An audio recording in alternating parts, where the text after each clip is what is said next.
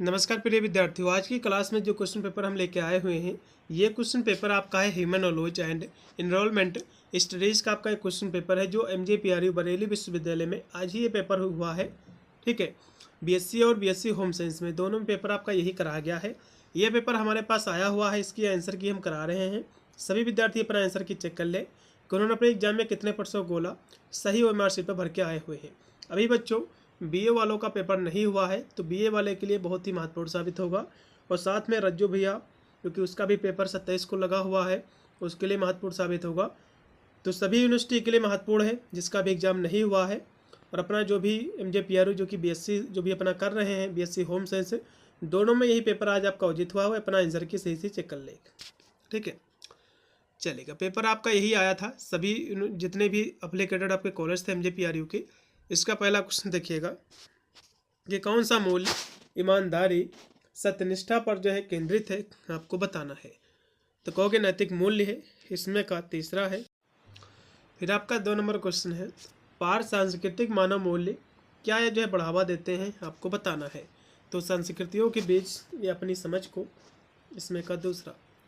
अगला क्वेश्चन भी आपका है 3 नंबर की गांधी जी के 7 सामाजिक पापों में से एक है, तो इन्होंने जो है चरित्र के बिना ज्ञान इनके 7 पापों में आता है, इसमें का तीसरा। अगला क्वेश्चन देखो, भ्रष्टाचार का अर्थ क्या है। तो व्यक्तिगत लाभ के लिए अपनी शक्ति अपनी पावर का दुरुपयोग करना, इसी को हम भ्रष्टाचार कहते हैं, नहीं भ्रष्ट आचरण, इसमें का भी। फिर है साइबर खतरे में क्या शामिल, तो कहोगे इसमें हैकिंग शामिल है केवल, इसमें का पहला। फिर है नैतिकता का सिद्धांत किससे संबंधित है, आपको बताना है। तो सही और गलत क्या है इसके बीच, इससे संबंधित है, इसमें का पहला। फिर है कॉर्पोरेट सामाजिक उत्तरदायित्व मतलब CSR का अर्थ क्या है।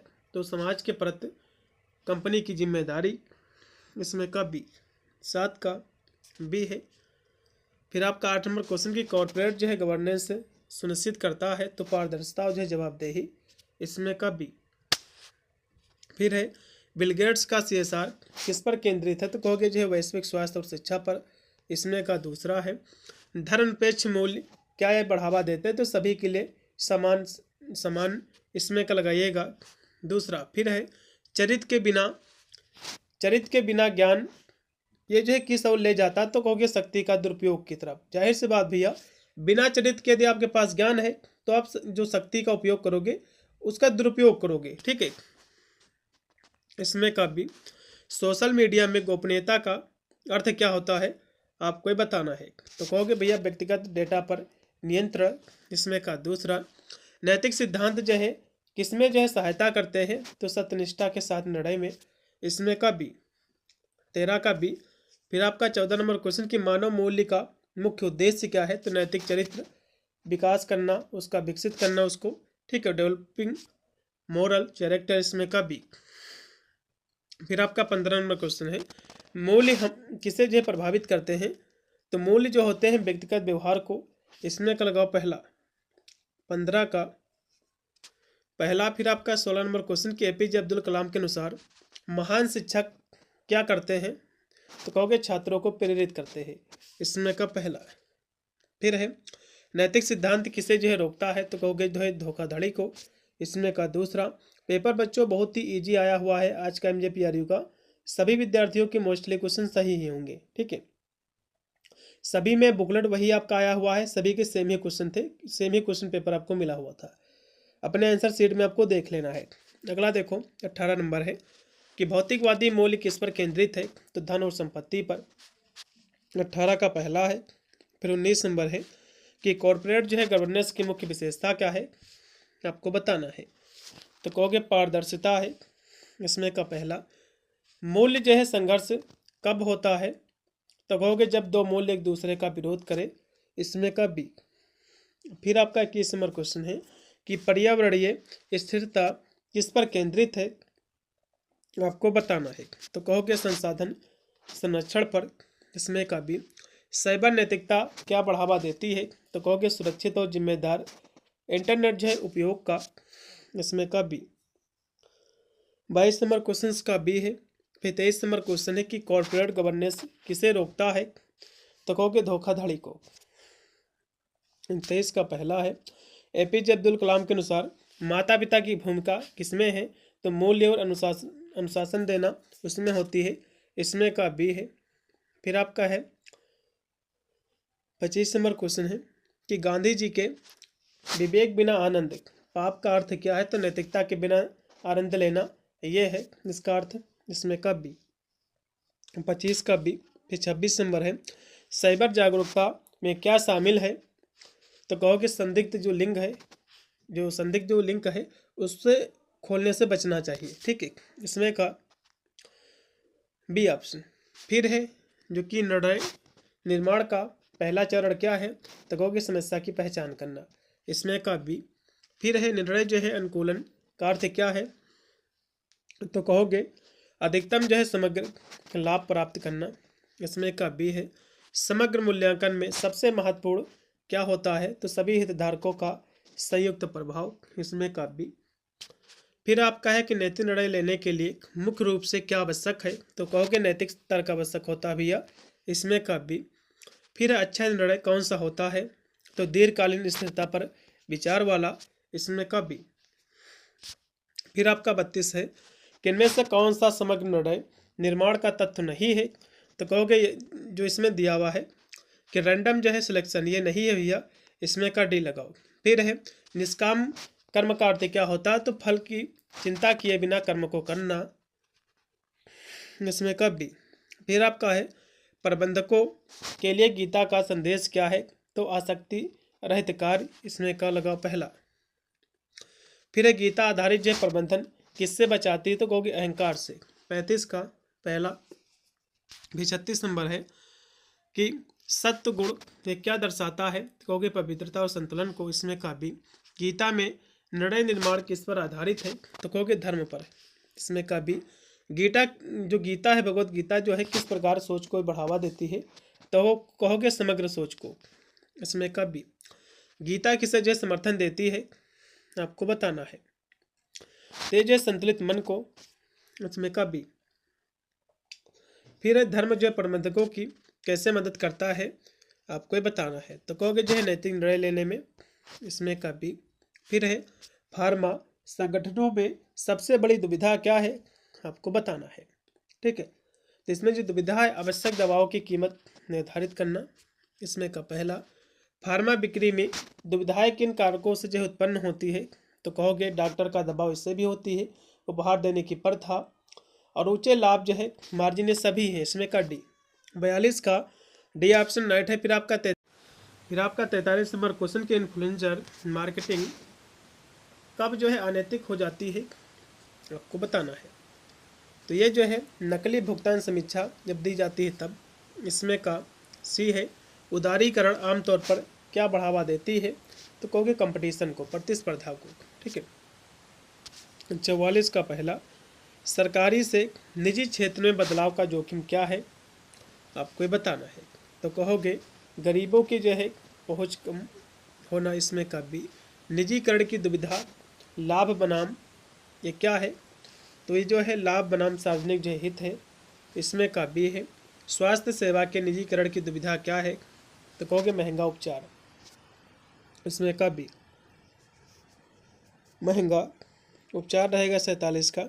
फिर है एकाधिकार का नुकसान क्या होता है? तो कहोगे जो है ऊंची कीमतें, इसमें का बी है। सोशल मीडिया की दुविधा क्या है?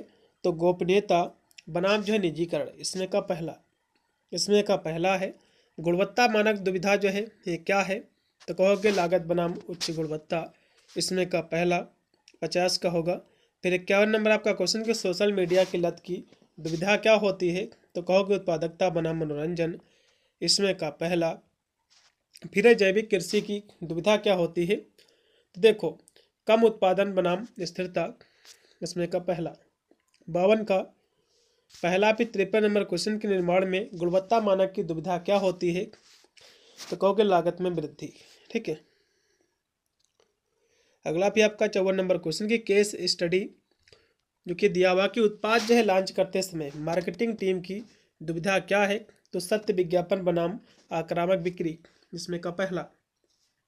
फिर है जो जीव अपना भोजन स्वयं बनाते हैं उसको हम भैया उत्पादक कहते हैं, ठीक है। जो कि उत्पादक जो होते हैं अपना भोजन स्वयं बनाते हैं प्रकाश की उपस्थिति में, ठीक है।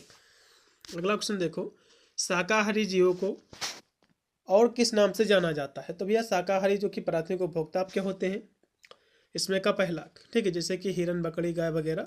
अगला क्वेश्चन देखिएगा 57 नंबर की, कई जो है खाद्य श्रृंखलाओं के आपस में जुड़े होने से क्या बनती है? तो कहोगे खाद्य जाल बनता है। इसमें का बी, 57 का बी है। फिर 58 नंबर क्वेश्चन है, किस जो है पारतंत्र की उत्पादकता सबसे अधिक होती है? तो उष्णकटिबंधीय जो है वर्षावन की। इसमें का सी, पारतंत्र के लिए ऊर्जा स्रोत क्या है? तो कहोगे सूर्य का प्रकाश है। इसमें का सी, महासागर में जैव द्रव्यमान का पिरामिड समानता होता है? तो कहोगे उल्टा होता भैया। इसमें का बी, ठीक है। फिर है कि पारतंत्र की कार्यात्मक इकाई को क्या कहा जाता है? तो इसको ट्रॉफिक लेवल कहते हैं। इसमें का बी। फिर आपका है राष्ट्रीय उद्यान किसका उदाहरण है? तो कहोगे भैया राष्ट्रीय उद्यान जो इन सीटू का है, ठीक है। इसमें का बी। 62 का बी है। फिर रेड डेटा बुक किस जो है संगठन द्वारा प्रकाशित है? तो कहोगे IUCN के द्वारा। ये क्वेश्चन मैंने आपको कराया था। फिर लेखी में से कौन जो है इन सीटू संरक्षण का स्थल नहीं है? इन सीटू का देखो, जो बोटेनिकल गार्डन है बच्चों, ये एक्स सीटू है। इसमें का बी लगाओ। वनस्पति उद्यान जो है किसमें सहायक होते हैं? तो पौधे की प्रजातियों के संरक्षण में। इसमें का बी। 65 का बी है। फिर 66 नंबर क्वेश्चन देखिएगा कि कैप्टिव ब्रीडिंग कार्यक्रमों का उद्देश्य क्या? तो संकटग्रस्त जानवरों की जंगली संख्या जो है उसको बढ़ाना, जनसंख्या को। इसमें का बी। फिर आपका है 67 नंबर क्वेश्चन की एक्स सीटू संरक्षण किन प्रजातियों के लिए अधिक जो उपयोगी है? तो जो संकटग्रस्त है, ठीक है। अगला क्वेश्चन क्या आपका कि प्रदूषण की परिभाषा क्या है? तो पर्यावरण के भौतिक, रासायनिक या जैविक गुणों में अवांछनीय परिवर्तन। इसमें का होगा बी। वायु प्रदूषण का प्रमुख कारण क्या है भैया? तो उद्योग और जो है वाहन है। इसमें का बी है। फिर है मिनामाटा रोग जो है किस कारण होता है? आपको बताना है। तो मिनामाटा जो रोग है बच्चों, ये होता है पारा विषाक्तता के कारण, ठीक है। इसमें का लगाओ बी। 70 का बी।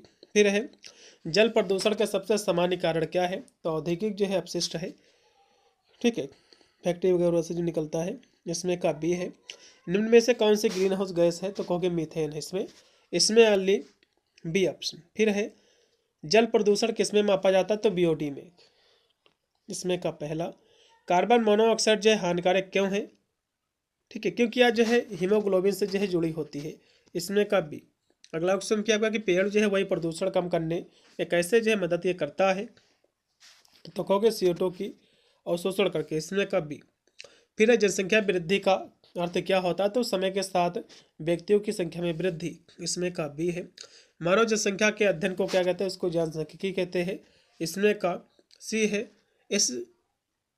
SD और जी का फुल फॉर्म क्या है? तो सस्टेनेबल डेवलपमेंट गोल्स। इसमें का राइट होगा आपका बी। अधिक जनसंख्या का प्रमुख पर्यावरणीय प्रभाव क्या है? तो अधिक जो है कचरा उत्पादन, बिल्कुल। इसमें का बी। 79 का जो राइट आपका होगा बी। फिर आपका है कि परिपत्र अर्थव्यवस्था का एक उदाहरण क्या है?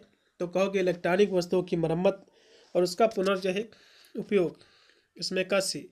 जल प्रदूषण अधिनियम का उद्देश्य क्या भैया? तो जल प्रदूषण को नियंत्रित करना। इसमें का बी।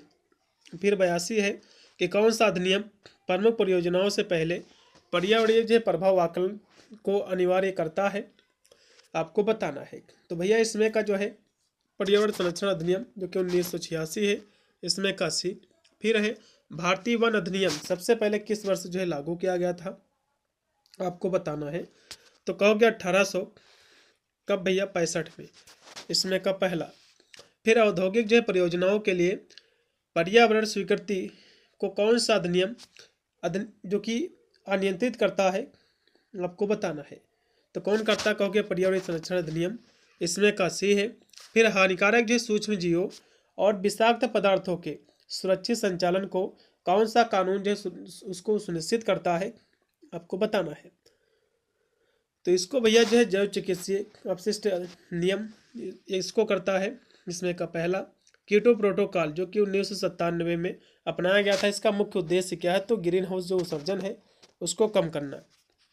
फिर 1992 में जो पृथ्वी सम्मेलन हुआ था रियो डी जनेरियो में, तो ये कहाँ हुआ था भैया? तो रियो सम्मेलन हुआ था, इसमें का बी ऑप्शन। ठीक है, फिर देखिएगा अंतर सरकारी जलवायु परिवर्तन पैनल, जिसको IPCC कहते हैं, इसकी स्थापना कब हुई थी आपको बताना है। तो 1988 में, इसमें का बी है। फिर है संयुक्त राष्ट्र जलवायु परिवर्तन फ्रेमवर्क कन्वेंशन, ये कब लागू किया गया था बच्चों? तो कहोगे 1994 में। ठीक है, इसमें का लगाओ भैया दूसरा 1994। ठीक है, अगला क्वेश्चन क्या है कि रामसर समझौता जो है कन्वेंशन, ये आर्द्रभूमि से संबंधित है। इसमें का पहला ग्लोबल कार्बन प्रोजेक्ट मुख्य रूप से क्या ये जो है ट्रैक करता है, तो जो कार्बन उत्सर्जन जलवायु परिवर्तन को, इसमें का बी ऑप्शन। अगला क्वेश्चन फिर आपका कि NGT की क्षेत्राधिकार किस पर है, आपको ही बताना था। तो भैया इसमें का बी लगाना था कि NGT अधिनियम की अनुसूची 1 में सूचीबद्ध पर्यावरणीय कानूनों से संबंधित मामले, इसमें का बी है। NGT किस प्रकार के पर्यावरणीय मुद्दों से निपटता है? तो जलवायु, वायु, जल प्रदूषण, वनों की कटाई, अपशिष्ट प्रबंधन, ये सभी से, इसमें का डी। वायु गुणवत्ता सूचकांक, जिसको AQI कहते हैं, किसके लिए उपयोग किया जाता है? तो क्योंकि वायु के लिए, इसमें का राइट होगा बी। AQI सबसे जो है ये कह रहा कि खराब कौन सी? तो भैया 200 से लेकर जो कह सकते हो 300 तक ये खराब होती है। ठीक है, ये संतोषजनक होती है, ये खराब होती है, ये अधिक खराब होती है, संकटग्रस्त होती है। ठीक है, इसमें का जो भी लगा है दूसरा उनको नंबर मिलेगा। NGT किसकी जो है अनुपालन सुनिश्चित करता है? तो अंतर्राष्ट्रीय जो है पर्यावरणीय कन्वेंशन की, इसमें का पहला। फिर अगला क्वेश्चन देखो कि NGT के निर्णय किस प्रकार के होते हैं, आपको बताना है। तो ये कहोगे जो है संबंधित पक्षों पर बाध्यकारी। फिर 98 है, फिर आपका 98 नंबर आपका क्वेश्चन है कि ग्लोबल क्लाइमेट ऑब्जर्विंग सिस्टम जो है ये क्या मॉनिटर करता? तो वैश्विक मौसम पर जलवायु चर को, इसमें का पहला। फिर आपका है 99 नंबर क्वेश्चन कि निम्नलिखित में से कौन सा अधिनियम आदिवासी समुदाय के जैविक संसाधनों पर अधिकार की सुरक्षा सुनिश्चित करता है? तो जैव विविधता अधिनियम करता है, इसमें का पहला लगाओ। फिर आपका लास्ट में आपका 100 नंबर क्वेश्चन कि सतत विकास लक्ष्य जो 13 इसका लक्ष्य है, क्योंकि सतत विकास में टोटल बच्चों 17 लक्ष्य है, इसमें 13वां जो लक्ष्य है क्लाइमेट चेंज पर है। ठीक है, जलवायु परिवर्तन से संबंधित है, इसमें का सी जो भी लगा उनको नंबर मिलेगा। पूरा मैंने पेपर सोल्व कर दिया बच्चों। आशा करता हूँ आप लोग जो अपनी जो भी आपकी जो MR सीट थी वो आपको लाने दिए होंगे, तो उसमें आपको अपनी आंसर सीट जो कि चेक कर लेना है। ठीक है, सभी में सेम ही क्वेश्चन थे, बुकलेट का कोई भी इसमें झोल नहीं था, सभी का सेम ही क्वेश्चन था, वही क्वेश्चन से स्टार्टिंग थी सभी में। वीडियो को शेयर कर देना। साथ में आपका भी पेपर मेरे पास जो है 5 सेमेस्टर का नहीं मुझे प्राप्त हुआ है, यदि किसी के पास पेपर हो तो मुझे भेज दीजिए, उसकी भी मैं आंसर की कराने का प्रयास करूँगा। मिलता है वीडियो के लिए, तब तक सभी को thank you for watching this video.